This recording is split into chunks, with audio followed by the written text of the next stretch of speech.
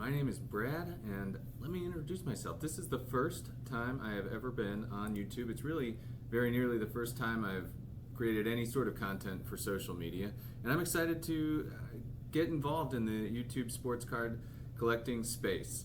I'm really looking forward to becoming part of this community, and I want to give a shout out to some of the folks who inspired me to get started on this journey. One is, as with many, I think, baseball collector Mike Moynihan. Another is Adam of Splendid Sports Cards, Dylan of Double D Vintage Baseball Cards, Sammy Thunder. All I think are out on YouTube. I have spent most of my time listening to them on podcasts, but I'm understanding now more what is out there on YouTube, and I'm looking forward to becoming part of that community. Let me share a little bit about myself and my collecting. Like many of us, I got into the hobby around 6 or 7 years old. My great grandfather on my mother's side had given me about a few hundred cards from the 1980s, and that just got me going. And over the course of the next 5-6 years, I probably amassed about 25,000 cards, almost all of them from the 1980s, early 90s time period. As I got a little bit older, I started buying on eBay, as eBay was becoming an option in the late 90s. I tried to finish a 1997 finest set in both the bronze, silver, and gold parallels. I think I finished most of the bronze, or maybe all of the bronze, most of the silver, and not a whole lot of the gold. But that really got me started on set collecting.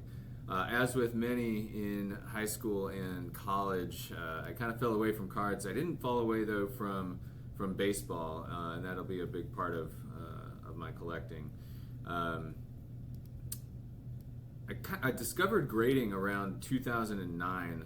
I had gotten a little bit of money from my dad's mother, my grandmother, and I was just married, didn't have much money, and one of the caveats for using this money that she had given me was that I had to spend it on something I enjoyed, something fun.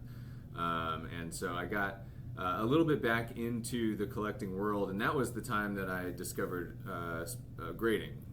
That was an option. Grading had been around in force for about 10 years by that point, but I had left the hobby right around when it was becoming in vogue, and I didn't know anything about it until, like I said, about 2009. So that's when I picked up some of my first graded cards, at least one of which I'll show today. But that only lasted as long as the money lasted, really. And then I got out of the hobby again until about 1 year ago, and I picked it back up in conjunction with some major changes in my personal life, which maybe I'll discuss on this channel, maybe not today. Today, I'd like to just show you a few areas of my collecting, and one of them is vintage White Sox. Like I said, I had lost interest in baseball cards for a while, but never lost interest in the White Sox. When I moved to the Chicagoland area, again around 6 or 7 years old, the White Sox had a decent team. This was in the time of Frank Thomas coming up, Tim Raines, Harold Baines, and they were just better than the Cubs. And so, gravitating towards good baseball and not poor baseball, I gravitated towards the White Sox in the 1990s. By the time I got a little older and I was making a little bit of money, I actually became a split season ticket holder, which the White Sox ran an option back in the 2000s where you could basically buy season tickets, but only for 1/3 of the game. So I had tickets to every single weekend home game for a few years. I decided to do that once they signed Tadahito Iguchi. Probably not a name that is still rattling around in baseball fans' minds, but Tadahito Iguchi was a second baseman from Japan who had a few good seasons, particularly with the White Sox. And when they signed him before the 2005 season, that's when I decided that this would be the time to get these split season tickets. And that turned out to be a really smart decision because 2005 was the only World Series the White Sox have won in virtually anyone on the planet's lifetime. There are a few 108-year-olds that might have been walking the earth for the 1917 World Series champion Chicago White Sox. But if you missed that, your only option for a World Series champion with the White Sox is 2005. And I was I spent a lot of time that summer and into the fall at Sox Park watching that team. So for those that maybe don't surf the internet for 2005 World Series highlights, I just want to show a couple from Game 2. This was a game that I was at. And he inherits a bases loaded, 2 out with Canerco on. And he rips one into left. Canerco. All right, so I am right over here somewhere. If I'm not on the screen, I'm maybe half a section over to the left. But I'm in those left field bleachers for Paul Canerco's grand slam in the 7th inning there. Go, grand slam!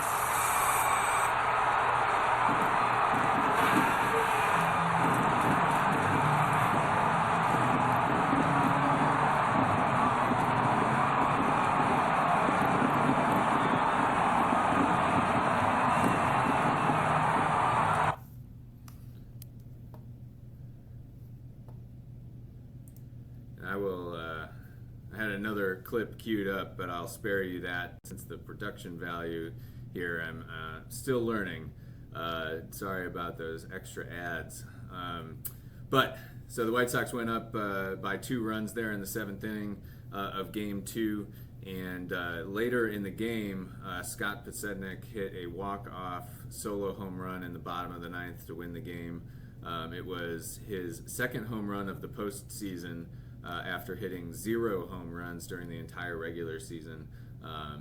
And with that, the White Sox went up 2-0. They ended up winning the series 4-0 in Houston. This was back when Houston was part of the National League. And so since they didn't clinch at home, and they didn't clinch the 1917 World Series at home either, the last World Series clinching win the White Sox had at home was in 1906. And so I have to think that having been at Game 2 with the grand slam and the walk-off home run, I am one of the 40-some thousand folks in the world who have been at the most interesting, most significant home White Sox game of our lifetimes.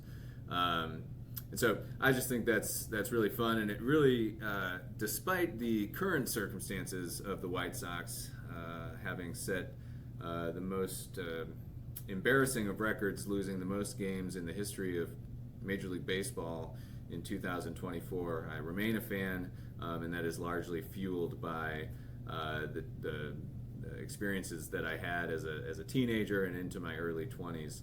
I would say that if I'm excluding things like getting married and having my children and some really significant life events like that, being at Game 2 of that 2005 World Series may have been one of the most enjoyable, most significant experiences of my life. And actually, my future wife was there with me, so I can even add the family aspect to that as well. As for collecting, as for baseball cards and collecting, I collect vintage White Sox cards. The White Sox are a great organization for collecting. They have been in the same city for 125 years, and there's only a handful. There's 7 other franchises that can say the same thing, that they've been in the same city, same franchise for 125 or more years. In the American League, it's only 2. It's the Tigers and the Guardians. The Guardians, of course, have gone by different names, not just the Indians. They also went by the Naps and stuff in the early portion of the 20th century. And in the National League, the Pirates, Phillies, Cardinals, Cubs, and Reds all can say that they've been in the same location, same franchise for at least 125 years. But so that's a lengthy history, and beats out a lot of some of the most significant franchises in Major League Baseball, like the Dodgers, like the Yankees, like the Giants, and so they have a great history in terms of collecting. They're also good for collecting because it's not that difficult of a franchise to collect. They don't have any really of the inner circle Hall of Famers that are expensive to collect. And so my focus with the White Sox is post-war issues through 1967. Now, I'm going to dabble a little bit in pre-war as well as post-1967, but why 1967? Well, one of the reasons is that I'm not a big fan of non-white borders, and so starting in 1968, 3 of the next 4 years had non-white borders, and so I just don't love those sets, and so 1967 is a decent place to cut it off. I will say that a really good-looking 1971 black bordered card looks really sharp, but they're hard to find in the black borders, and I definitely don't like the 68 and 1970 borders they just kind of look dirty to me. The other reason is that from 1951 to 1967, the White Sox just had a really good stretch of baseball teams. They didn't have the star power that the Yankees or the Dodgers had, but they had a really good stretch of teams. They were over 500 each of those 17 seasons, which is the 4th longest streak in Major League history. The Yankees hold 2 longer streaks than that, including a current active streak, and the Baltimore Orioles have an 18-year streak, but those 17 years are the 4th longest streak in Major League history at 500 or better. And during that period, 1951 to 1967, the White Sox were the 3rd best team in either league over that span. The New York Yankees were a little bit better, and the Brooklyn/Los Angeles Dodgers were a little bit better. But after that, the White Sox were the very best team of the original 16, and then I'm including the expansion teams that came in 1961 as well. They had a better winning percentage than 17 out of the 20 major league teams that played between 1951 and 1967. So I think that's pretty neat. It's not something that gets talked about a lot in hobby circles, but they were some good teams. So I'll start. I'll show a few cards that I have in my White Sox collection. One is this 1921 Exhibits Red Faber, Hall of Famer. Lions played more seasons with the White Sox. Red Faber won 254 games. He has a 3.15 career ERA, 273 complete games. In the 1917 World Series, he pitched 4 times, putting together 1.67 ERA. He went 3-1. He had 2 shutout innings to close Game 5 and pitched a complete game 2 days later to win Game 6 and the entire World Series. In 1921 and 1922, he had WARs of 11.4 and 9.6. Both of those led the league. And if you take out his batting, which he was not a great batter, he is number 3 all-time in WAR for the White Sox, behind Luke Appling and Frank Thomas. So that is one of the few pre-war cards that I have in my collection. Another one that I'll show here.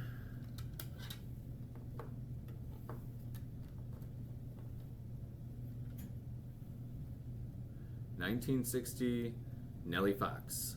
Nellie Fox spent 14 seasons with the White Sox. He was on the Philadelphia Athletics for a few seasons first, and then he was on the Houston Astros for a few seasons at the end of his career. He was the 1959 MVP for the pennant-winning Chicago White Sox, who lost the World Series to the Dodgers. He played all 156 games that year, batting second every single game.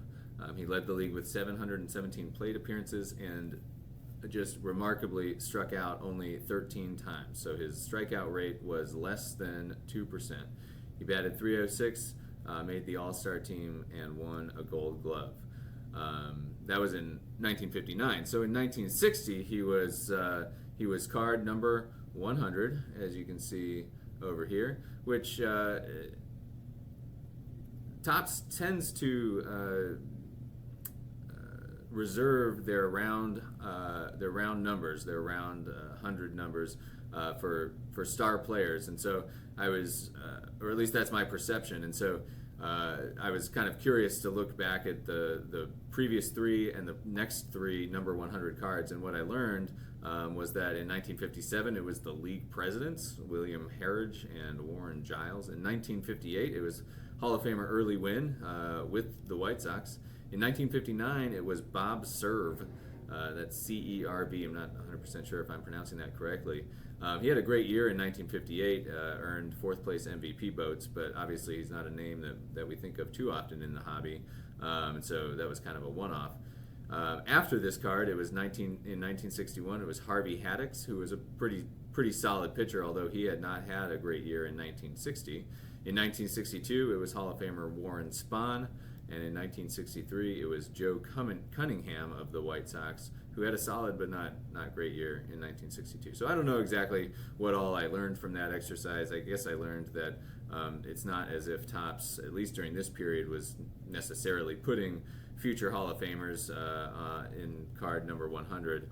But I think if I were to continue that exercise, we would find that into the 60s and 70s and 80s, it was more common that Topps would put in some of the best players at cards numbers, 100, 200, 300. All right, and one last White Sox card for you. This is where it's at. And one of the things I love about collecting is that you get to know about players that you might not otherwise learn about. So, being a White Sox collector, I collect a lot of Hall of Fame players, a lot of players that these days people don't know a whole lot about. This one is Juan Pizarro. He had an 18-season career, not entirely with the White Sox by any stretch. I think he had 6 seasons with the White Sox, but they were the best of his career. And so he went 75-47 with a 3.05 ERA with the White Sox.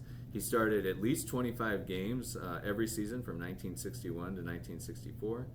He had a WAR of 4.4 twice in 1961 and 1963. He was an All-Star in 1963 and 1964. And his 19 wins in 1964 tied him for third place, and his 2.56 ERA tied him for fifth and earned him some MVP votes. He was fairly average. He was definitely a strong player for the White Sox during the early 1960s.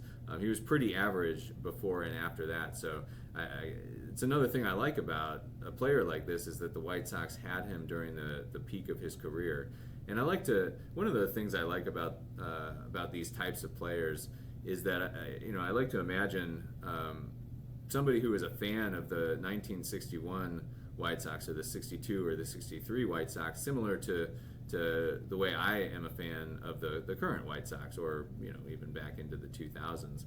Juan Pizarro would have been a really important piece of that team, someone that we watched closely. And so I can imagine a kid opening this card in 1961 and just being excited to get one of the important starters on the 1961 White Sox. And maybe these days people aren't giving him the same sort of love, but that's okay. It's one of the reasons I love cards like that.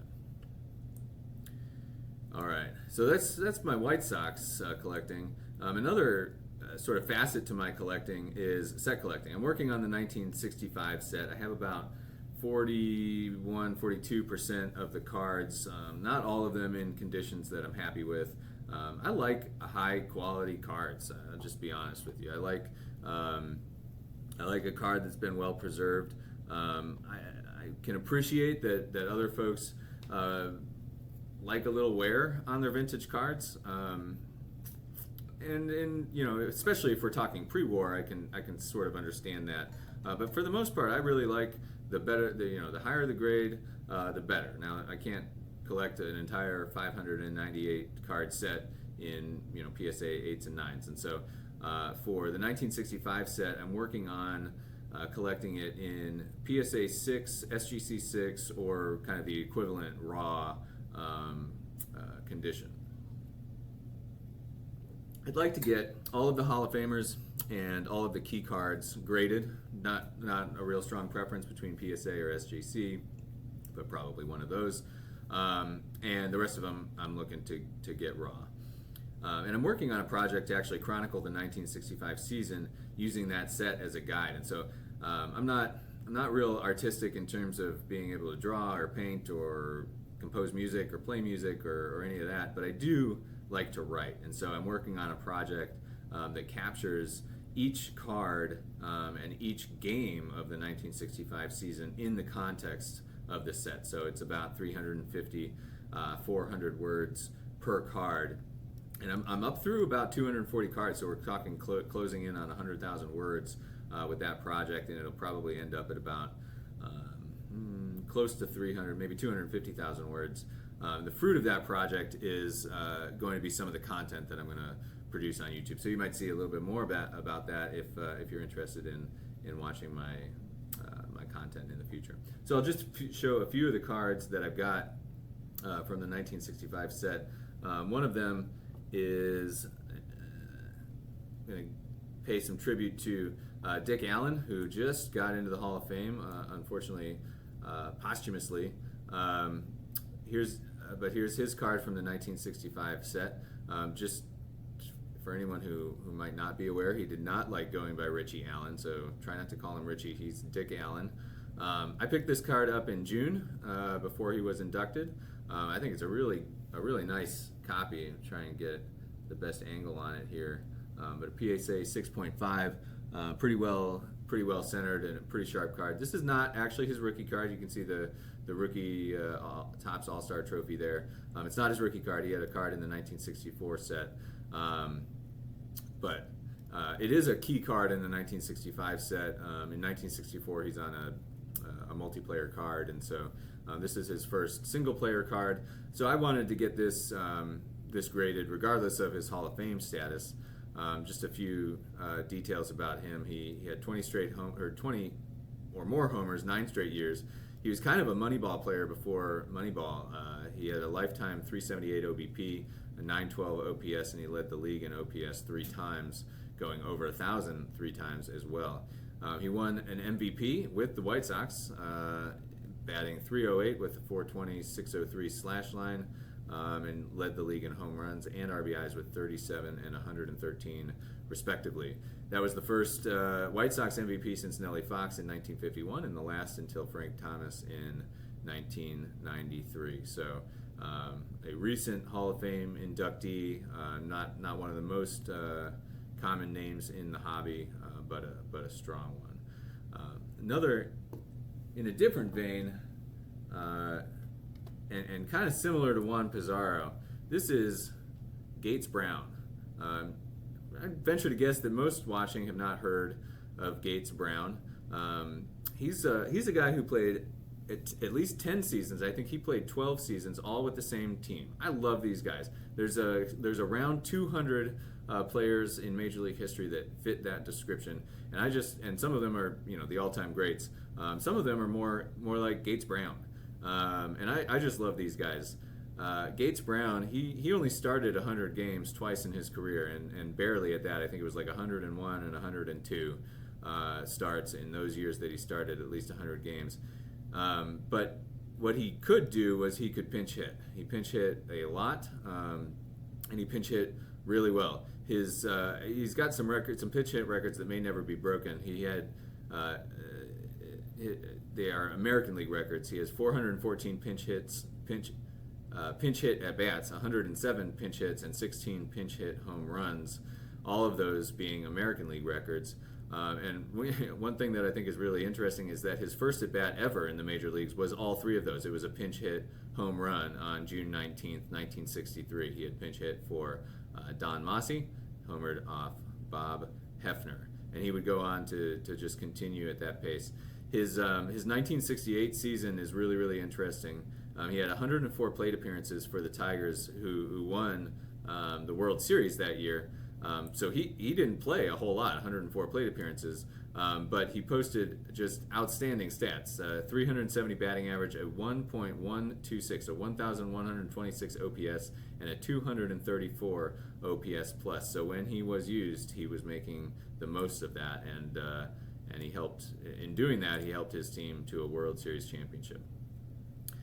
All right, the last aspect of my collecting is just Hall of Fame. Nothing too unique about that. Lots of people collect Hall of Fame, and I am one of them. And so I'll show a couple of Hall of Fame cards, and this is where I can dabble in what folks would consider more modern cards. But before I get into that, I'll show 1953 Bowman Color Reese in a PSA 6.5. This is one that I picked up with my grandmother's money. So this was actually the biggest purchase back in 2009, or maybe I got it in 2010, that I made with that money that she gave me, and turned out to be a great purchase. This card has only become more desirable, I think, for most people in the hobby, and I know it engenders some opinions. I know there are some folks that don't like it. And I kind of get that. It's definitely staged. It really doesn't make a lot of sense because it looks like the runner is sliding from third base to second base while Pee Wee Reese is throwing to first base. So that part doesn't make a whole ton of sense. But it's really one of the first action cards ever, at least particularly in a mainstream set, and it's just gorgeous. And there's something that, when I look at it, what I think of is if you were gonna have a dream about baseball, or a dream about a baseball card, this looks like it's happening in a dream, because the base runner and Pee Wee Reese, they're the only people in the shot. If this were a real game, I think you'd see somebody out there in center field. There's nobody in center field. There's not a center fielder. So if you were to dream this up, I think this is something. It looks like a card or a scene out of a dream to me. So I love this card. I know that not everybody does, but I do. And just one other more modern card for your consumption as we get into Hall of Fame players, Randy Johnson. I'm a big pitchers fan. When I played, I was a pitcher. My son is 12 years old. He's a pitcher. So I like pitchers maybe a little bit more than your average collector, and I really like durable arms. Randy Johnson had a really durable arm. Now his 4,135.1 innings are good. I mean, that's a lot, but it's 38th all time. It's not in the top 10 or anything like that. But one thing that's interesting about Randy Johnson and his durability is he got his start a lot later than most. So he's 38th all time in innings, but as far as I can tell, he's the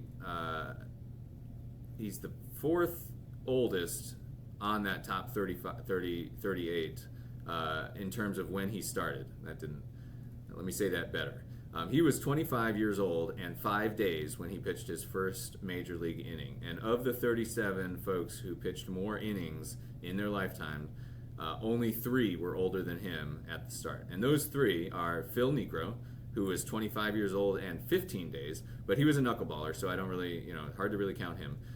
Old Hoss Radbourn was born in 1954 and debuted in he was born in 1854 and debuted in 1881 for the Providence Grays at 26 years old. He pitched over 600 innings twice, so it was just a completely different time. And then Eddie Plank was born in 1875 and debuted in 1901. He was also 25 years old, but a little bit closer to 26.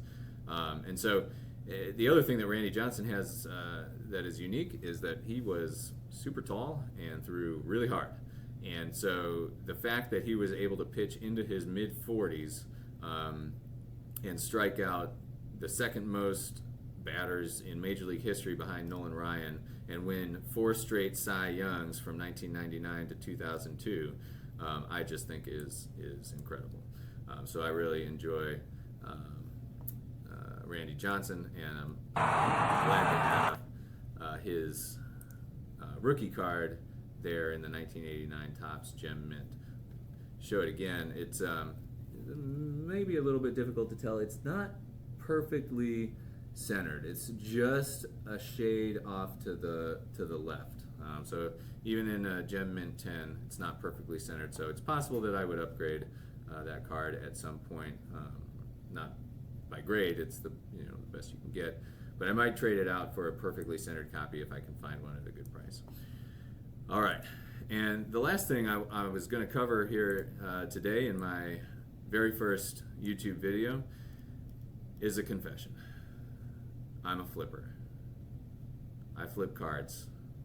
I buy cards for the express purpose of selling them. How do you feel about that? I've always liked the dollars and cents aspect of the aspect of the hobby.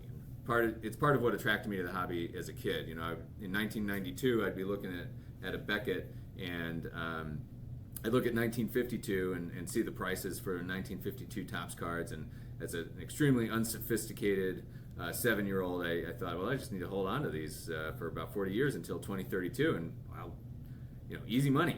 Now, it didn't take too long for me to learn that there were other factors at play, and that my 1992 Don Russ cards, Fleer cards, probably not going to be worth thousands in 2032. And still got 8 years to go, but I'm thinking that they probably won't be.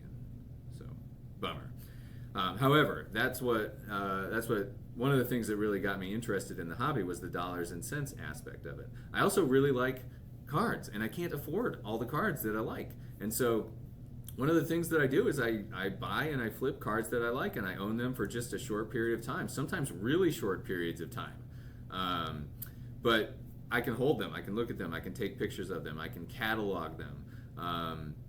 I can collect cards that I have owned. And this is one area, sorry Adam of Splendid Sports, you probably don't even remember this, maybe a year or two, or probably 2 years ago, you offered an opinion that you can't collect cards. You can't say that you've collected cards that you've owned in the past. I kind of disagree on that. I photograph every card that I've ever owned. I catalog them. I've got a spreadsheet of them. I can always go back and look at these cards, and I will grant that it's a little bit different than owning them simultaneously or contemporaneously. But having owned certain cards, I think there's an aspect that can still be called collecting for that. And the bottom line is I just can't afford to own all the cards that I like. And so, especially because I like I said, I kind of like higher graded cards, I have to draw the line somewhere. So buying a card, owning it briefly, and then flipping it at a small profit is one of the ways that I can own more cards, even if it's only for a short period of time, and I can turn that profit into owning cards long term that I wouldn't have been able to buy otherwise. Now, so one of the things I really like to do is for Hall of Famers, I start with $100 per Hall of Famer, and I flip until I get to something that I really love. And so Frank Robinson is a good example of that, and I'm going to just put my screen up here. In the last year, since I've started collecting again, I've owned, it looks like, 7 Frank Robinson cards, and I've flipped 6 of them. The 1965 card I still have because I'm working on the set, but otherwise I flipped them.